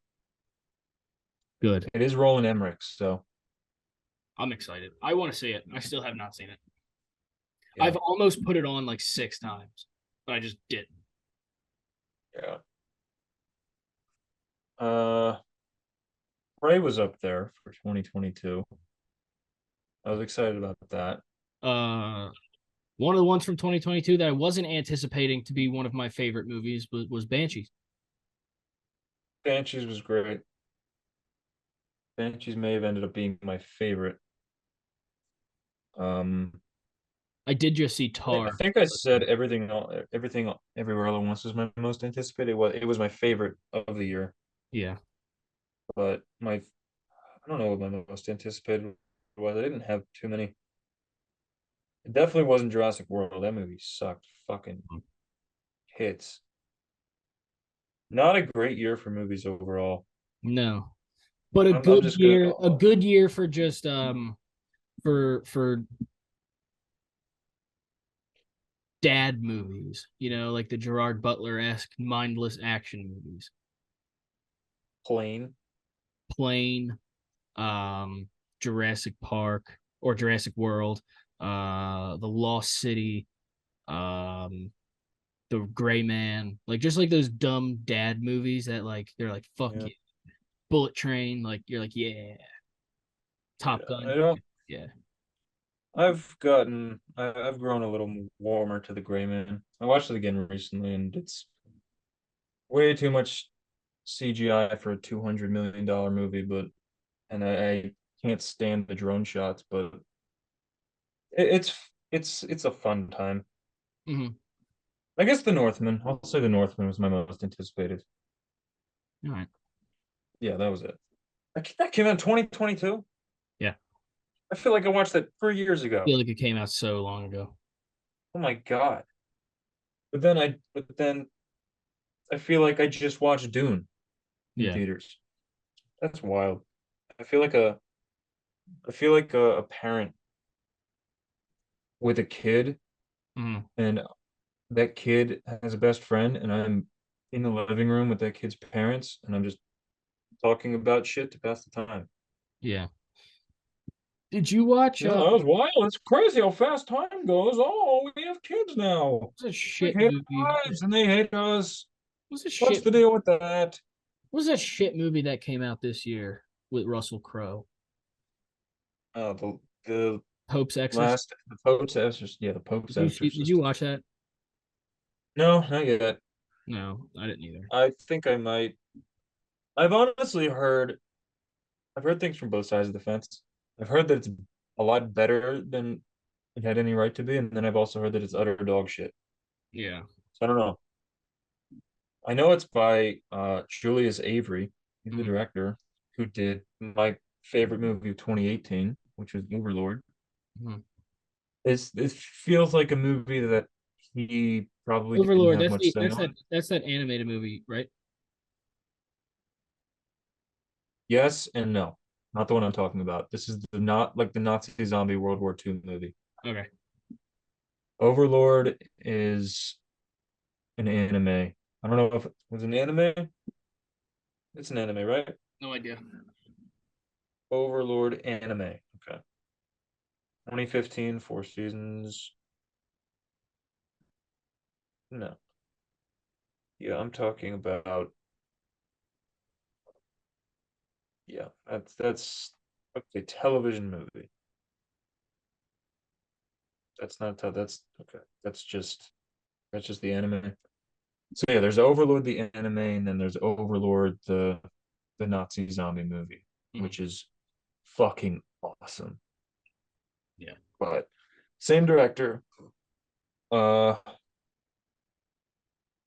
I would have liked to see him get to do something else. It seems like something that you just kind of throw the director into and you say, do what you can with it. It's going to be dog shit anyway. Mhm. There's so many Exorcist movies out now that Probably not even I I watching. know exactly what I'm getting into with this. Probably, I'll watch it and it'll probably be utter dog shit to me. Yeah. There's a and then I think David Gordon Green, who did the latest Halloween trilogy. The first one was really good, and the other two were shit. Now he's doing the same thing but with The Exorcist. Getting ready to make a shit movie. Oh shit. Yeah, and the thing about they'll be rated R, but they won't be scary. And this is the reason that I have graduated to Korean horror, and I'm so much happier for having done so. Yeah. You can make your Exorcist things, make your Exorcist modern trilogy reinterpretation reboot bullshit. I don't give a fuck.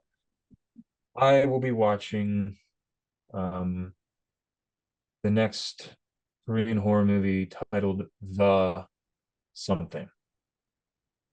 I'm gonna love every second of it. Nice. Yeah, so there's that. All right. Well, But yeah, that goes through all of our topics. I fucking told you all that we were gonna get through all of these. I'm Um, genuinely surprised. very surprised. But now, But Zach, now, how are we gonna come up with topics for next episode? very easily. But to get to these last two quick ones, Zach has his this new little skit we're gonna do every week. Um, why don't you explain it and then jump right into it? Because I'm very interested. I heard about this once we hit record. You brought this up, and I I'm came ready. up with this. Yeah, I came up with this idea in the shower before, right after work, before I hopped on here. I was like, oh, this could be funny. This could, like, in theory, this could be really funny, but like putting it into practice in real words, it could also be really fucking stupid. At least for Mhm. the first time, because this is just unscripted. I feel every week, Um, the more we do it, you have to dress more and more like this character. oh yeah, there's definitely gonna be a fedora. There's gonna be a white dress shirt and a tie, and I'm gonna have to have a cigarette like just poking out of the corner of my mouth. Fuck yeah. Um, and then probably, like you said, a press button just into my shirt. You're gonna need like one of those big yellow pages, like notebooks. Yeah. All right, so I'll let you But get into character. yeah. This is more of a trial run type of deal. Okay. Uh, for future iterations, if I do decide to do this, it will be more scripted. So basically, what I'm going to do is I'm going to switch to a 1950s/60s news anchor voice. Okay. It's kind of Humphrey Bogart-esque type of like, uh, he's, he's looking at you, kid. Love it. That sort of stuff. And I love that. Um, Okay, so you move the mic down, so you're talking more into the top of it, which is kind of distorting it a little bit, so it kind of sounds like an older recording. I'm gonna get a little closer so it doesn't sound like the crystal clear audio. Okay. But again, we're gonna go through this and we'll see how it goes. Okay, good. I did say Humphrey Bogart. That would have been embarrassing if I got that wrong. Yeah, so we're gonna pull out a Humphrey Bogart voice. And what we're gonna do is we're gonna hop on Safari. Mm-hmm. We're gonna look up movie news, Mm-hmm. and then we're gonna go to Screen rant. most recent, and then I'm gonna go to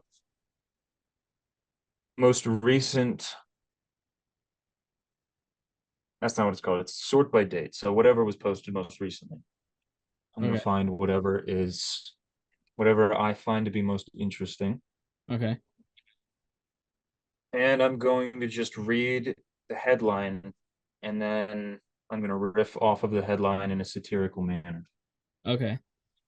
And then in post, if you get to this part, I will be attempting to find some kind of a filter to throw over top of Zach's voice to Yeah, kind just of like distort it a little bit to kind of maybe give it an echo, just to do a little something to have a little fun with the editing process.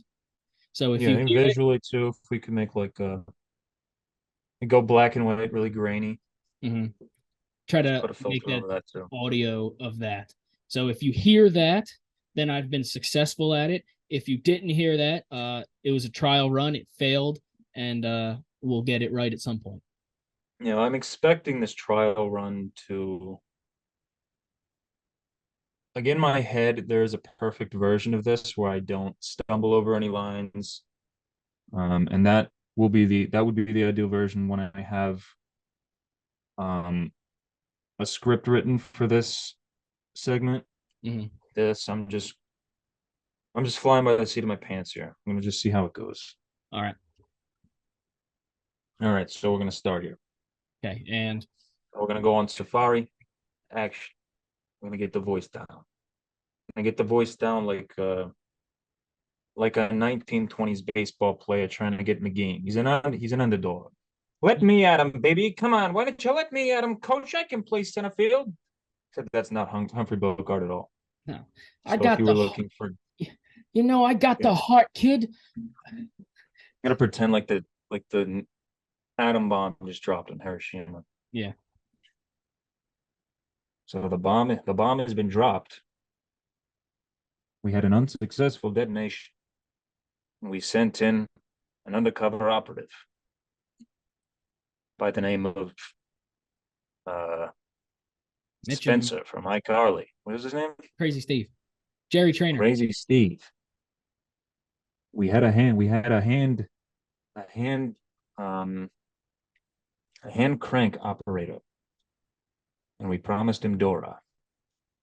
And oh, did he crank? Oh, hold on. Wait, hold And on. oh, did So, this? And oh, did the sun rise in Japan? so let me do Oh this my real God! quick. So we're gonna have Yeah, a so we're gonna do that voice, we're but gonna do a with jump movie actors. in the audio real quick for you listeners, and I'll explain it afterwards. All right, so I audio jump. We're back. I sent Zach a audio sample of a voice that kind of mimicked it. It took a little bit to search it up, so I didn't want dead air, so we kind of just jumped the audio into this. But I think we kind of got it figured out now. So I'm gonna sit back just as much as you guys are and let Zach take the reins on this. All right. All right.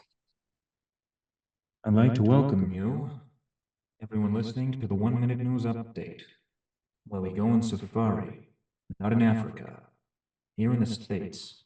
If you're listening in Africa, please join us. It's not the 50s anymore. So this is called the 1 Minute News Update, where we go on safari on the internet, and we look up recent news about film, and we're going to read the title, we're going to read the headline of certain stories. Some may be interesting, some may not be. First, let's jump into this. Here we go. All right, this is coming from the direct. Disney announces special re-release of Eight Beloved movies in theaters. Thank you, Disney. We appreciate that. Is this a heartfelt attempt to get classic Disney cinema back on the silver screens for all families to enjoy? Or is this a sick cash grab considering you can't come up with original content and make money anymore? You decide. What else do we got? Disney Plus makes mistake with new Marvel Phase 5 timeline update. Do you care? I certainly don't. What else do we got? Disney scrapped the borderline R-rated Star Wars movie, says James Mangold. This comes from CBR. If you care about this, I would highly recommend going outside and touching grass. What else do we have? We have one more here. This comes to you direct from the New York Times, approximately 2 hours ago. The greatest patriotic movies to watch for your 4th of July weekend. Can you come up with a more patriotic list than this? I haven't looked at it, but I'm going to guess what's on it.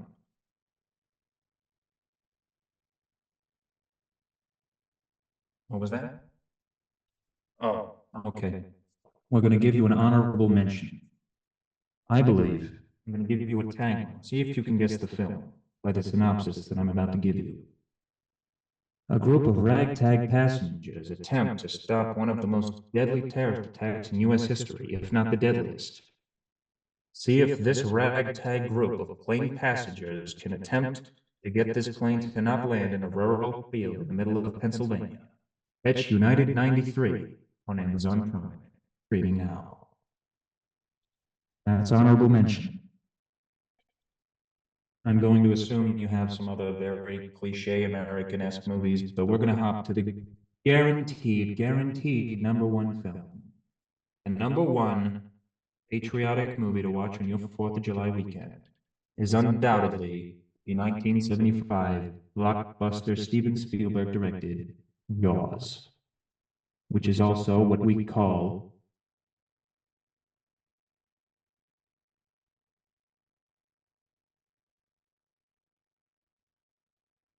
again, I say Jaws, which is also what we call Dean's mom, who was my roommate. That's right, Dan. I'm going to give you a moment to process that because I know you're listening from work right now. How does it feel to be roasted? Again. If you thought that was bad, wait until I release this mixtape. Coming, oh baby, it's coming. We can discuss this when I get home from work tomorrow. And I guarantee when I come home, if I come home from work tomorrow, and the dinner is cold, I will approach you much like a 1950s husband approaches 1950s wife. And with that, we sincerely appreciate your patronage. Thank you for joining us for another night of our humble, modest attempts to entertain you. Good afternoon, good evening, and good night. We haven't quite worked out the finagling of the outro here, but we'll attempt. Hello, my baby. Hello, my honey. Hello, my ragtime gal. All right, good night. I need to go get lost in a bottle of Jack.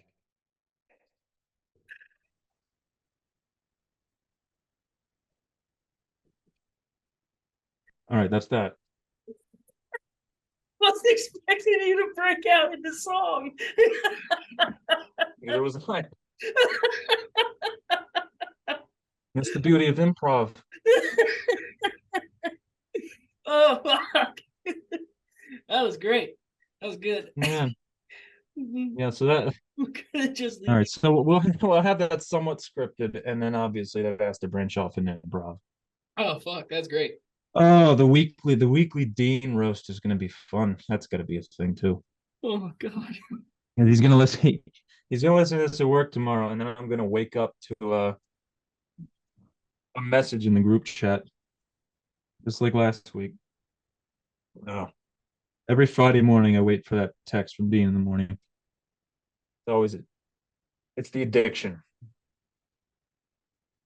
All right.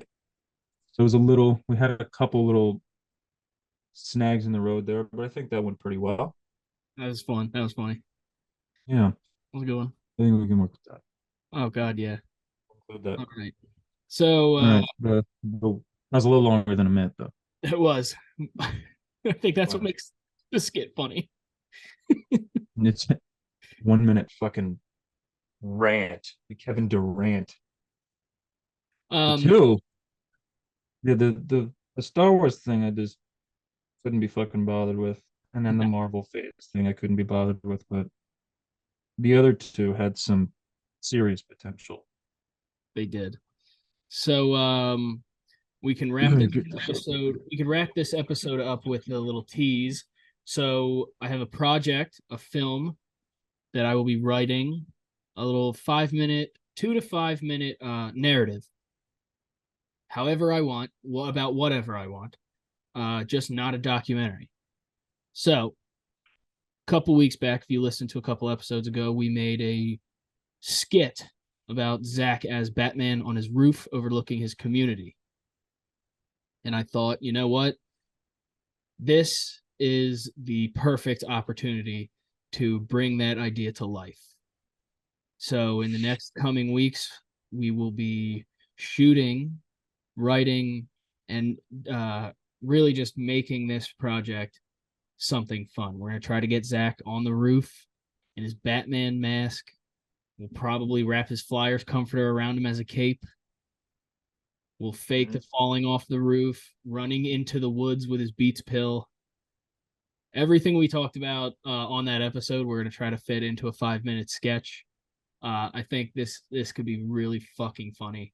And if it goes well, I'm gonna obviously we're gonna post it to the channel. We're gonna post it. I'm gonna get a fucking grade on it. We're gonna do all that shit. But we find more film worthy skits and sketches that we come up with during these random topics and uh, rabbit holes, then this could be something that we do moving forward. Because I think doing live action stuff like this would be fucking great.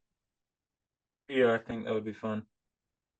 And it's all the thing about the podcast is there's going to be an unlimited amount of content. Mm-hmm.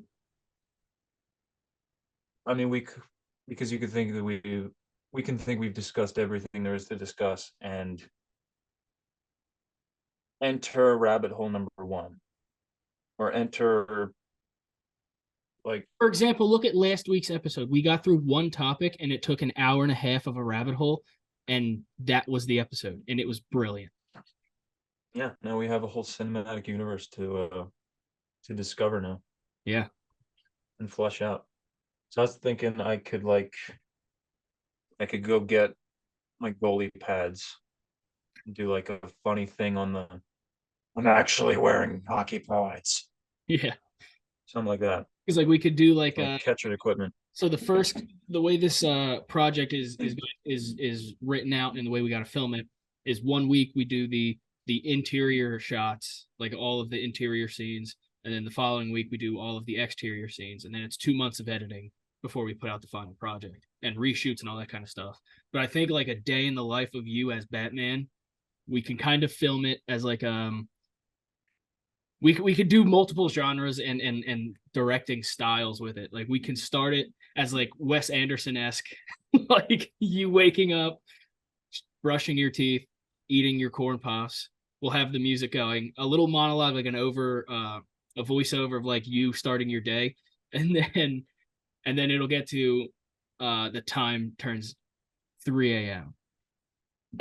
and then Mhm. it's just serious music, hard bass, orchestra in the background, you climbing up a ladder onto the roof, perching over the top. I'll get like cinematic shots of like over the back of your head so you can see the Batman mask like silhouette in the street lamp. Yeah. Really The other thing would be like absurd far away shots from like down in the parking lot, and then just like zoom in real quick and it's just you perched or like slipping on the roof. Like perched up on the roof, just like sipping a handle of Jack Daniels. yeah. like a funny way for me to like I me deciding to be Batman Hmm. like right before 3 a.m. Me like playing a game like Rocket League or something. I'm just getting my ass kicked and I need a new purpose at that time. Yeah, and you just like see the Batman mask.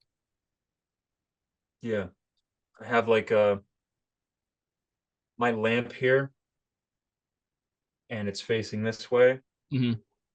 and my Batman mask is sitting here and it forms the bat signal on the wall.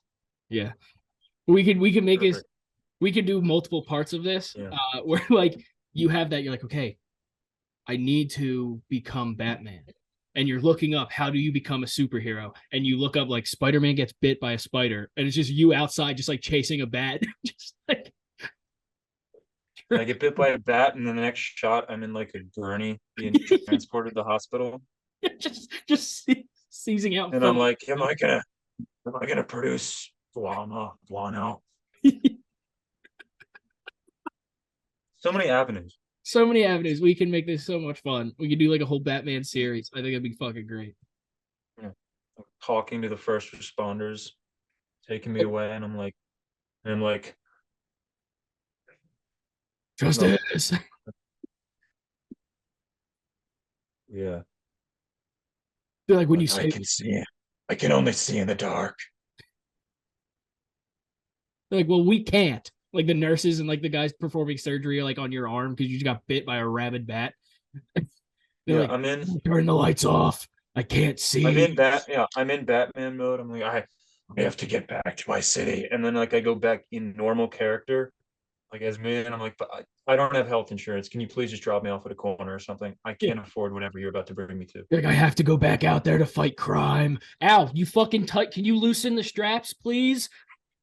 You're cutting off my circulation, Howie. Yeah, ow. Fucking they're like all right, Zach, this needle's not gonna hurt, don't worry. You're like, I'm Batman, needles I don't have hurt like a me. severe Ow, fear of ow. needles. Shit. Yeah, I have like a massive fear of needles. Yeah, I can withstand anything. And they bring out the needle like, okay, hold on, you never said there was gonna be needles. Like I'm just a Batman who's just seen too many movies. I'm like, tis but a flesh wound. That's not a flesh soul. Yeah, you can you wait, and you lean over, you're just like, wait, guys, you never said there was gonna be needles. I think it's okay, just please no needles. Yeah, yeah, it's got potential. Like they put the random A like lot of ideas here. they put the plain band-aid on. You're like, do you have one with like a cool design? Like, do you have like a Batman band-aid?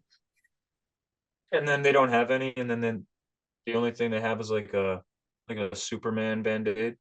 Yeah. And then it just like I'm like, you look at the fuck you. you just look at the camera Fuck and you, like Henry Cavill. look at the camera and you shrug, and then I'll put like the the curb theme. Hey, I bet you're wondering how I got in this position. Let me tell you. I fucked a bat and then I started COVID. There it is. Boom. Oh, Script. I think there's gotta be some COVID jokes in there. Absolutely. Mhm. That's got serious potential. Oh God. All right. Well, that does it for us today this week. We'll get fuck me, man. That's great. All right. Mhm. Well, we'll see you all the next week. Thanks for listening. Bye. Bye.